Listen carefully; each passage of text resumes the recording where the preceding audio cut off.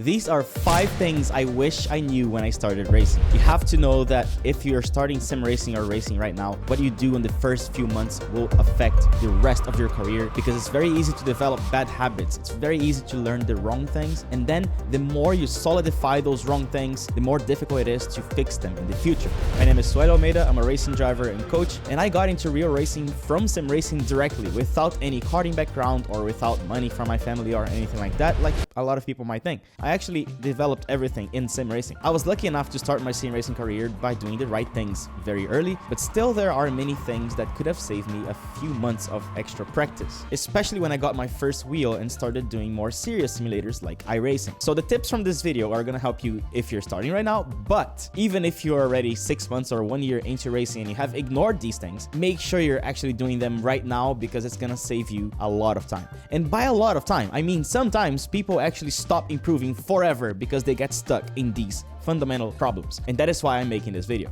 First, let's break this misconception that braking late is gonna make you faster. This is very important. It's a little bit complex to explain, but stay with me. Just look at this. If we divide the corner into 3 steps, braking, cornering, and acceleration, we can easily think that we gain more time by just staying for longer on the top speed before we start braking, and because of that, we think that braking later is gonna be our easiest way to gain time. But the problem is that as soon as you overdrive the car by a tiny bit, you lose way more time in the cornering phase, and more importantly on the exit phase, well, you could carry more speed for the entire straight after that corner. The most important part of the corner will definitely be mid-corner, so very easily you lose a lot of time during the corner and exit because you're trying to gain time on entry. Now, never forget this, braking should be the last part of the process, the very last part of the process.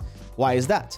Because as soon as you overdrive the car a little bit, the car will start refusing your inputs and you will lose control over your racing line, which means sometimes you're gonna miss the apex and your throttle application will be different. You might oversteer and have to correct, and your car might be dancing here and there, which makes you feel like you completely lose control of the car, which makes you feel more frustrated. And not only losing time, you're also losing focus, and you're just feeling like you're not a good driver and you're going backwards and everything bad that comes with it. Also, if you're just trying to brake as late as possible and just survive the corner, you might be missing a very important part, which is learning the braking functions of the car. What are these functions?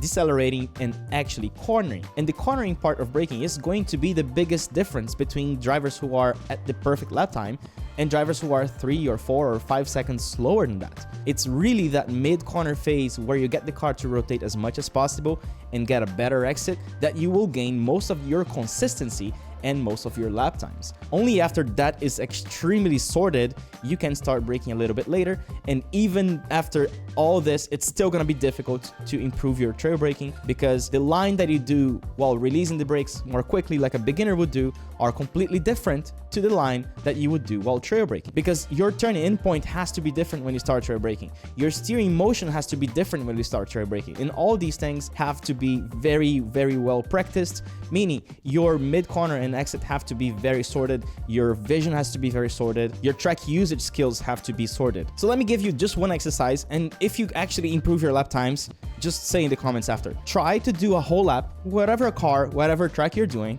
without ever braking more than 60%. Instead of braking 100% or maybe using ABS and trying to decelerate the car as much as possible, brake only 60%. That obviously means that you're gonna have to brake a little bit earlier, but release the brakes more slowly and feel how the car actually wants to turn very well on turn in, and maybe even mid-corner when you're still at that 10% brakes. Feel how the car actually likes rotating a lot more, which will allow you to accelerate earlier. Literally today, before recording this video, I was doing a coaching session and a student was overdriving under braking. I hopped to the sim, I did a whole lap braking no more than 50%, and I was able to beat his lap time by over a second per lap. Why is that? Because braking on a straight line is going to be the least important part compared to other areas. I'm not saying it's not important, it's the least important, and it should be the last step. The biggest benefit of all this is that by not spending all your energy on trying to brake late and trying to survive on corner entry, you're gonna have a lot more mental space to focus on rotation under braking, because you brake 50 and then you don't fully release, you don't coast, you release a little bit and you have what feels like 1% 0%, you're gonna have enough mental space to experience those new lines in this new driving approach. You're gonna feel the extra rotation, and you're gonna get way better exits, and your lap times are gonna be way more consistent. You're gonna have more fun, and then by nature, you're going to realize that you can actually brake a little bit later and a little bit later. You see, like, if you do everything right, you end up braking a little bit later after everything else is right by nature. Just by intuition, you're gonna realize that you can brake, I don't know, 10, 20 meters later and still do everything that you are doing properly right. Which brings us precisely to the second point of this video. The lower half of the braking pressure is more important than the higher half of the braking pressure. What does that mean?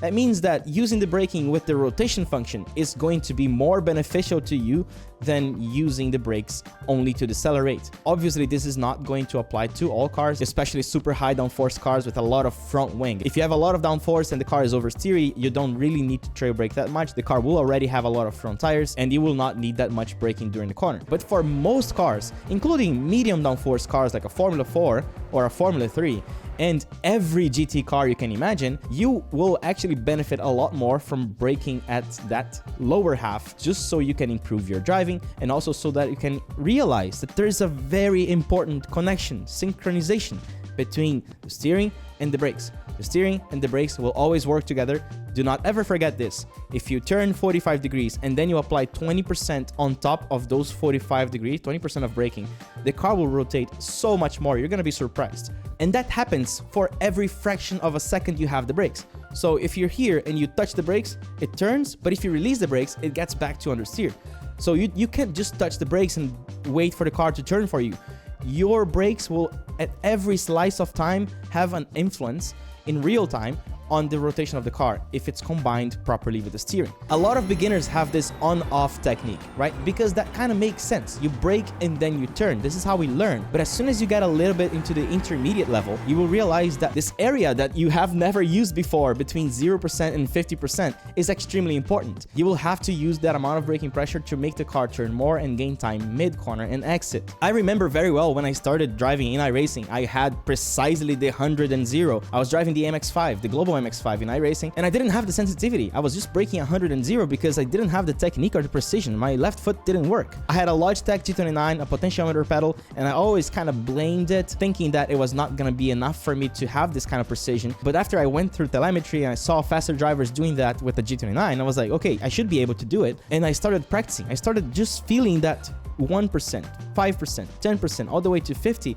And I started practicing that slow release, and I started really trying to see how that affected the car mid-corner. Again, always on the middle of the corner, that area between 0 and 20%. And on that initial turn in, that area between 20 and 50%. It really helped the car turn into the corner without needing to add a lot of steering. This is another very important thing. When you're trying to use this area between 0% and 50% of braking as you're turning into the corner, you will realize that a little bit of steering is already enough to spin the car, which is precisely how you do the exercise that I always say in the other videos. Can you spin the car on purpose? And I see so many even high-level drivers failing because they're trying to turn the steering all the way with 100% brakes, thinking that this is going to make the car spin. No, you will just either lock the front tires and go straight, or you're gonna get into ABS and the car is gonna be very lazy, it's not gonna wanna rotate, and the car is just gonna understeer off the track. So remember, it's really a little bit of steering and that 0% and 50% brakes. That's the lovely area that will make the car really turn a lot. You're gonna be surprised, and you're gonna need to develop that extra precision in your steering to deal with that, as well as improving your precision with your left foot to even be able to reach those percentages in your brake trace. And please listen to me, if you're only braking 100 and 0, or if you're dropping the brakes too fast, do this exercise as quickly as possible. Learn how to brake between 0 and 50, 40, 30, 20, 10, 5, 1. Sometimes I brake 0.5%. because that's exactly how much I need to get the car to turn just a tiny bit extra without locking the inside front. So the earlier you deal with this uncomfortable feeling of trying to get that very precise amount, the better you will be over time as a racing driver. And talking about uncomfortable feelings, here's the point 3 of this video. You need to get comfortable with oversteer early in your career. Let's talk about that. First, let's assume that oversteer is faster than understeer. I have a whole video right here explaining about all this. You can go there after. Don't pause this video, finish this video before you go to the next one. Oversteer is obviously more difficult because when oversteer happens, your reaction time has to be pretty fast and you have to make a very quick correction, and not too much of a correction because otherwise you will just lose the line and lose a lot of time. At the same time, when you're understeering, you're actually getting into that predictable line where the front tires are scrubbing and the rear tires are taking a nap, and the line becomes very easy to predict. You know what's gonna happen, the car's not gonna snap or anything, but it's obviously way slower. And it can actually be dangerous on corner exits if you have a high-powered car. That's what we call understeer, snap oversteer. When you understeer a little bit, you don't get the rotation that you wanted, and you try to compensate that by accelerating aggressively, trying to rotate the car on power, which again, I always say, do not ever do it. And because of that, you end up inducing an extra rotation at the very end of the corner that the car cannot take anymore because it's already faster. You're already exiting the corner and you end up spinning. So, okay, understeer doesn't need a lot of reaction times, but let's talk about reaction times. Your reaction time to something that you expect to happen is way faster than your reaction time to something you don't expect to happen. If you're looking at the red lights about to go green when you start the race, you know they are about to go green. You're focused, you're ready to react as quickly as you can, but it's suddenly the car starts oversteering somewhere you never experienced before or never expected it to happen. You're gonna be confused. You're gonna be like, what is this? And your brain is gonna try to make sense of that moment before you even react, which is going to triple your reaction time. When you start driving oversteer cars, you will know over time what makes it oversteer, at what stages of the corner it oversteers. And because of that, your corrections will be a lot quicker and smaller, which is the right way of staying on the limit. Because a little bit of oversteer just means that the car is completely bending on top of both axles, the front and the rear, and you're getting as much lateral force as possible. So this is where you get the most G-forces. This is where you get the car to work the most. And this is precisely how you're going to get better lap times. So what I'm telling you here is get used to oversteer as early as possible in your career, because at some point, if you want to be competitive, you are going to have to deal with it. You are going to join an endurance team. Your teammates are going to have a setup that is a lot more difficult to drive, especially if you're getting at the competitive level. There is one specific skill, one specific technique that allows you to deal with oversteering cars very easily and allows you to stay on a stable platform and maintain the car on a very stable state, even if the setup is oversteering. It's called inducing understeer. You can induce understeer by releasing the brakes more quickly in the corner as soon as the car starts getting loose and oversteering, or if there's a lot of oversteer, you can actually touch the throttle at 10, 20, 30% to shift the weight back to the rear. And you can do that very quickly, little dabs on the throttle or a little bit of a consistent throttle if it's a very oversteering corner and you have to maintain that. So depending on the severity of the oversteer, you're gonna have to use your pedals to control that balance. That's a very important skill that you end up not ever being forced to learn if you're driving a very safe setup. And this is why it's so important early in your career to take that cold bath that is driving oversteering cars for the first time and learning how to deal with them as early as possible. Tip number 4. That's a very common one. It's a very common topic, especially nowadays where all the GT4 and GT3 and all the GT cars, even Porsche Cups in real life, have ABS. And one of the most dangerous things you can do to your technique is to rely on it, even when you're starting to turn in. Here's a very common mistake, even in advanced drivers. I see that a lot. Braking full power, 100%, standing on the ABS, and then turning into the corner while still having 100% brakes.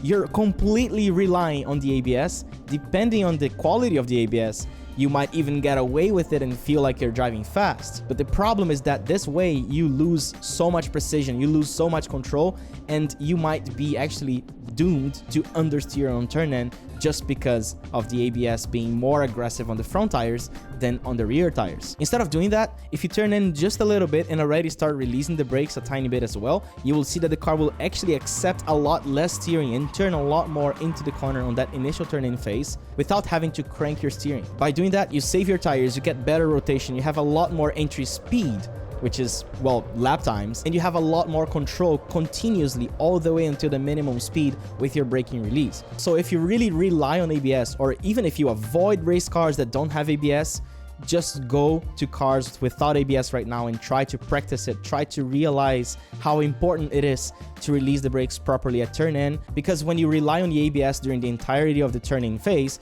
you lose all your precision with the steering. Absolutely all precision with the steering is gonna be gone just because you're relying on the ABS and abusing the tires and abusing the brakes and abusing the steering. You're abusing everything, and the car is just saying, oh, it's fine, I have electronics, but you're not becoming a better driver. So if you're in iRacing, drive the Porsche Cup without ABS, drive the Formula 4, the Formula 3, and make sure you feel completely comfortable turning in with a little bit of trail braking. Again, just like the point 2, braking between 0% and 50% and developing that better precision with the steering will make a huge difference in the future, and you will never rely on the ABS anymore. That doesn't mean that you shouldn't use the ABS. Some cars literally stop better if you rely on the ABS on a straight line. But as soon as you start turning into the corner, that is where relying on your ABS is going to be terrible for your technique and terrible for your lap times as well. Now listen, one of the most important mindset shifts that you have to do very early is to realize that your lap times will come from cornering minimum speeds, not from exit speed, not from entry speed, minimum speeds. Everything else is easier. If you're carrying the right minimum speed and rotating the car well mid-corner, you are going to get a good exit. Like, you're automatically gonna accelerate and carry that extra momentum. After a while, you're also gonna realize that you can still brake later and later while maintaining that minimum speed. But the minimum speed is going to be the most important thing, because lap times will come from cornering, not from accelerating or braking. Lap times will come from cornering, not from accelerating or braking. What do I mean with that? The true skill, the true driving skill is actually extracting as much lateral force from the tires. Lateral force is going to be more important than longitudinal force, because if you want to just slow down the car very well, even if you're turning in a little bit, all you need is like a lot of braking, and then yeah, okay, that initial turn in is gonna already make things a little bit more complicated. But on a straight line, you can just stomp on the brakes, wait for the ABS. There's not a lot of skill involved in that, as maybe just a little bit of the timing and finding the braking references. But to find maximum lateral rotation, you have to find the very balance between understeer and oversteer, which is what I call neutral steer, where all 4 tires are working as much as possible. And that is actually the most difficult thing to maintain from entry to mid corner to exit. You will only find the perfect corner when you're right on the limit between understeer and oversteer, meaning using all 4 tires at all times. And by the way, if you do that on an understeer car, it's very difficult, and you have to even have a lot more weight on the fronts and trail brake even more, which will slow you down. If your car is oversteery, you're able to already get the car to bend. You're gonna have to dance with it, but during that density moment, you're actually extracting peak G forces, peak lateral forces, and that is precisely the #1 thing you need to be able to carry more speed at any given arc that you're tracing in a race car. Think about minimum speeds. Think about that moment where you're going from braking to accelerating. What is that minimum speed that you reach on the telemetry? You can check any telemetry between beginners and intermediate drivers and pro drivers, and you're gonna see that mostly the minimum speed is the biggest difference. Of course, there's gonna be a few exceptions here and there, but like 99% of the corners, the minimum speed is gonna dictate the quality of the driving. Because if you're carrying more speed mid-corner, you're gonna have to really nail the rotation of the car. You're gonna have to really nail that bending motion that is gonna give you the forces, that is gonna give you the lateral forces. And after you get that settled, it's gonna be way easier to then compress the limit from the late exit, meaning getting better exits, and from the entry, braking later and later, always while maintaining that. You see, I'm giving you 5 tips, but they are all related to how can you carry more cornering speed? How can you carry more cornering speed? It's all about cornering speed. Motorsports is about cornering speed, and you can't forget that. And you know why? It's because this is the main principle that guides everything else. When we talk about setup changes, when we talk about trail braking, brake bias, downforce, racing lines, compound corners, elevation changes, all of these things are gonna be affected by your ability to keep the car laterally loaded at all times and carry the highest minimum speeds regardless of the complexity of the corner. And your ability to master this principle of keeping the car laterally loaded at all times and then make your racing lines from it will also allow you to learn tracks on your own without having to depend on other drivers or guides, because you will, by trying to keep the car on the limit, deduct what is the ideal racing line for a specific corner. And you're gonna also understand where is the limit of the car, not the limit of your driving. I don't know if you ever noticed, but a fast driver will always say, oh, this is the limit here. This is what the car can do in this corner. And the slow driver will say, oh, this is what I can do in this corner. Like, subconsciously you're aware that you can't really guarantee or have any confidence that that is the limit of the car. And if you have this principle sorted, then you have the confidence to say, oh, this is precisely what physics allows this car to do. It's not my fault. This is the limit.